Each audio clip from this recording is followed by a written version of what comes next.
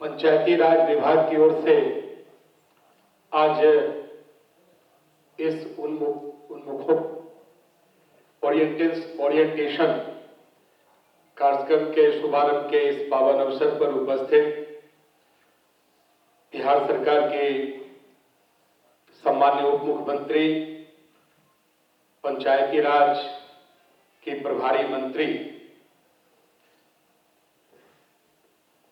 परम सम्माननीय श्रीमती रेणु देवी जी, इस अवसर पर उपस्थित पंचायती राज विभाग के प्रधान सचिव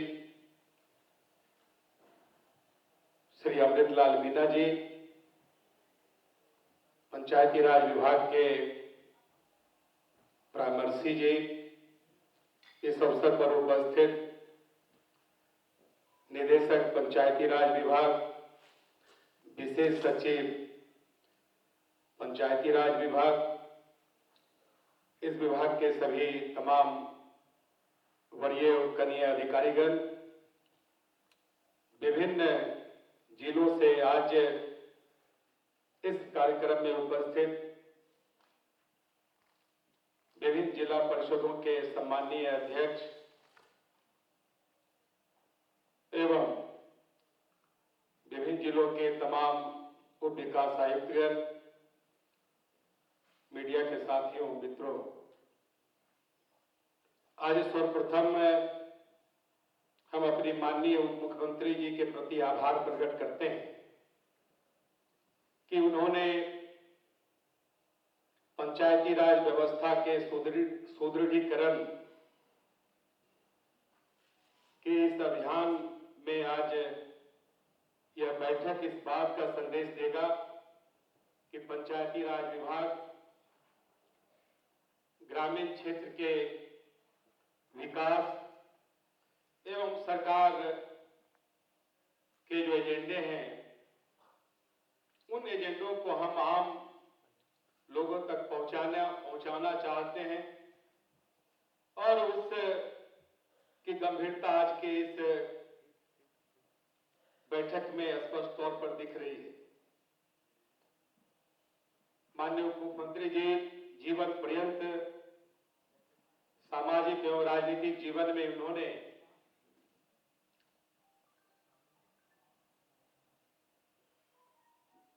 समाज के प्रति, इस राज्य के प्रति उन्होंने जो काम किए हैं उसको आज भी हम सब याद करते हैं और उसी का ये प्रगटीकरण है कि पहली बार जिला परिषद के सम्माननीय सदस्य एवं उप विकास आयुक्त के साथ आज का यह बैठक कहीं न कहीं एक संवाद और एक बेहतर संवाद का शुरुआत करेगा, क्योंकि हम सब बिहार के लोगों के प्रति हमारी प्रतिबद्धता है।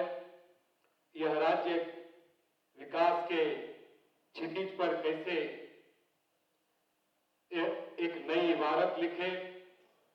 हम सबों ने लगातार विगत 15 वर्षों में बिहार के विकास के लिए जो कई नए आयाम गढ़े हैं, जो स्पष्ट तौर पर ग्रामीण क्षेत्र के विकास के इस कैनवास पर दिखता है, उसे एक उसका सुदृढ़ीकरण कैसे हो और सरकार ने जो एजेंडे तय किए हैं वो आम लोगों तक कैसे पहुंचे, इस पर हम सब आज विमर्श करने वाले हैं। प्रधान सचिव जी ने ठीक ही कहा, अनौपचारिक तौर पर कई बार हमारी इनसे मुलाकात होती रहती है और हमने कई बार कहा भी कि कहीं न कहीं लगता है कि संवादहीनता है कि हम सब भी उसी जीवन से आए हैं जिस जीवन से आप सब आज हमारे सामने बैठे हैं। तो हम सब अपने निजी चीजों को छोड़कर बिहार के लोगों के प्रति जो हमारी प्रतिबद्धता है, सरकार की जो प्रतिबद्धता है, उसके प्रति हम निष्ठावान हो, जिससे कि हम विकास की गाड़ी को और तेज गति दे सकें। और मैं दीदी के प्रति आभार प्रकट करता हूं। उन्होंने सहज रूप से स्वीकृति देकर और उनके मन में भी पंचायती राज व्यवस्था को कैसे सुदृढ़ करें, उसमें सरकार एवं अधिकारियों का कैसे सहयोग हो, इसके लिए वो बराबर चिंतित रहती हैं।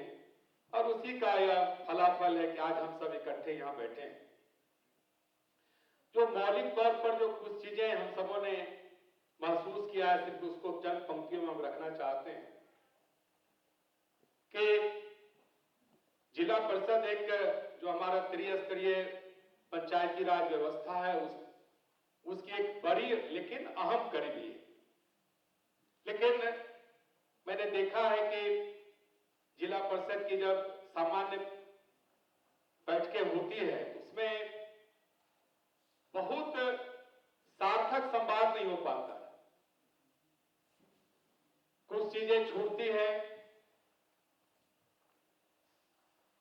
और कुछ चीजें कब जुटती हैं यह भी पता नहीं चलता है। जब वो कार्रवाई का हिस्सा कार्रवाई पुस्तिका में लिखना शुरू होता है, तो उसमें कई चीजें जो बैठकों में पारित होता है वो कभी कभी नहीं भी दिखती हैं, कभी कभी कुछ ऐसी चीजें भी दिखती है जिन पर चर्चा भी नहीं होती है। एक तो मुझे ध्यान में लाया कि आप सबों के बीच रखना चाहिए। दूसरा कि हम लोकतांत्रिक व्यवस्था में जीते हैं। जिला परिषद के सम्मानीय अध्यक्ष हैं, हमारे उप विकास आयुक्त कार्यपालक पदाधिकारी के रूप में होते हैं। तो जिला परिषद के अध्यक्ष उपाध्यक्ष के प्रति जो उनका एक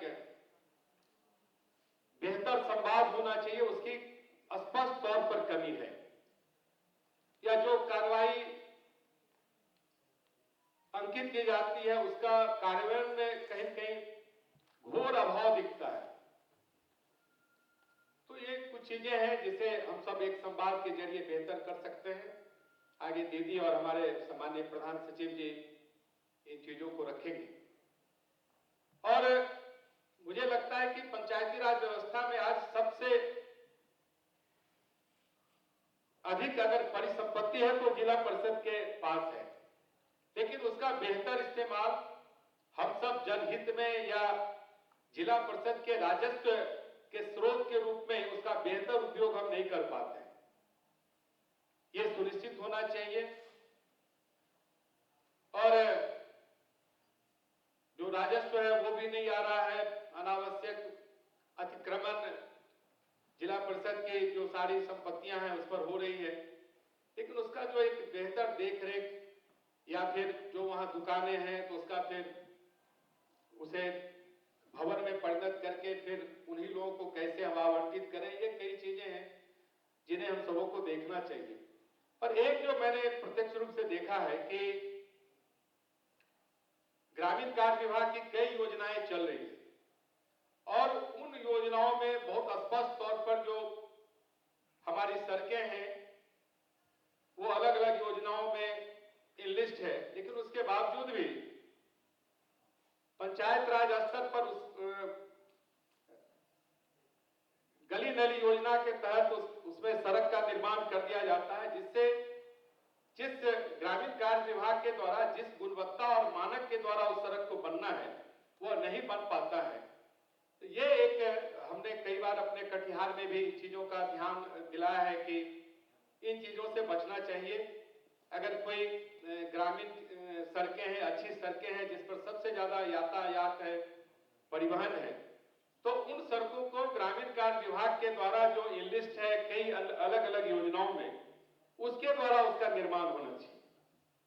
और एक जो हमने व्यवहारिक तौर पर देखा है कि हमें गली नली योजना का कार्यान्वयन करना है, लेकिन गांव में जब हम सब विधायक के रूप में या अब उप मुख्यमंत्री के रूप में जो भ्रमण कर रहे हैं तो बताया जाता है कि भैया गांव में नाला बनना जरूरी है। तो हम लोग बोलते भी है, कह रहे गली नली योजना में तो नाला भी उसमें इंक्लूड है, लेकिन उसको जो हमारे अधिकृत पंचायती राज के प्रतिनिधि हैं उस नाला का निर्माण कराने से बचते हैं।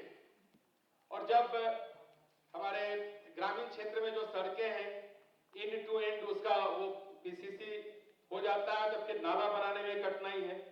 इसलिए जब सड़क बने और लगे कि वह गांव धीरे धीरे बाजार और कस्बा एवं कस्बा से नगरीय स्वरूप ले रहा है, तो नाला का निर्माण भी उसी तत्क्षण उस सड़क के साथ होना चाहिए। ये मुझे लगता है कि एक सुझाव के तौर पर आप सबों के सामने रखना आवश्यक था।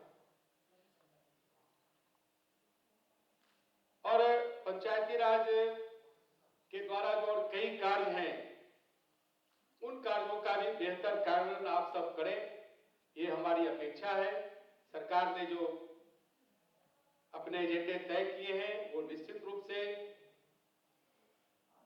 गांव और टोलों तक दिखना चाहिए। पंचायती राज व्यवस्था मजबूत हो। माननीय मुख्यमंत्री जी के नेतृत्व में हम सब काम करते हैं और माननीय मुख्यमंत्री जी की हमेशा सोच रही है कि पंचायती राज व्यवस्था कैसे सुदृढ़ हो, क्योंकि उसी से हम स्वराज या सुराज ला सकते हैं। इन्हीं चंद शब्दों के साथ आप सबों को नव वर्ष की शुभकामना देते हुए और उम्मीद करते हैं कि जब यहां से जाएंगे तो हमारे उप विकास आयुक्त और जिला अध्यक्ष, जिला परिषद मुस्कुराते हुए निकलेंगे। कहीं न कहीं आज का यह संवाद आने वाले दिनों में बिहार को एक नई ऊंचाई और नए मुकाम पर ले जाएगा। इन्हीं चंद शब्दों के साथ बहुत बहुत धन्यवाद। वंदे मातरम। बहुत बहुत धन्यवाद सर। आपने जो दो बातें कही वो बहुत ही महत्वपूर्ण हैं। एक तो संवादहीनता की स्थिति में विकास संभव नहीं है, और दूसरा जो आपने अनुभव पे